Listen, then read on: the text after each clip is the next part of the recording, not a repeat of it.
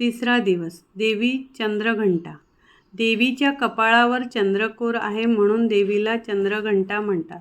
तिसऱ्या दिवशी देवीची चंद्रघंटा अवताराने पूजन केले जाते. म्हणजेच देवीचा उग्र अवताराचे पूजन केले जाते. चंद्रघंटा महाकाय त्रैलोक्य गातु प्रज्वलित हा श्लोक देवी चंद्रघंटाने वर्णन करतो. चंद्रघंटा म्हणजे चंद्रासारख्या सौंदर्याची आणि दिव्यता असलेली देवी. महाकाय या शब्दाचा अर्थ ती महाकाय आणि शक्तिशाली आहे, ज्यामुळे ती सर्व अडचणींना सामोरे जाऊ शकते. चंद्रघंटा देवीच्या आराधनेत भक्तांना शक्ती, साहस आणि स्थिरता मिळते. त्रैलोक्य गातु प्रज्वलित या वाक्यात देवीचे तेज संपूर्ण त्रैलोक्यात स्वर्ग, पृथ्वी आणि पाताळ प्रज्वलित आहे.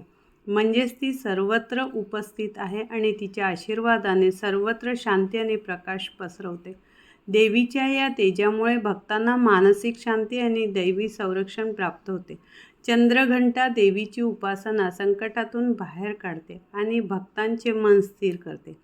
तिच्या आशीर्वादाने व्यक्तीला निर्भयता आणि आत्मविश्वास प्राप्त होतो, ज्यामुळे तो जीवनात आव्हानांना सामोरे जाऊ शकतो. देवीच्या सौंदर्याने, शक्तीने भक्तांना अनंत शक्ती प्रदान केली जाते, ज्यामुळे त्यांचे जीवन आनंदमय आणि समृद्ध बनते.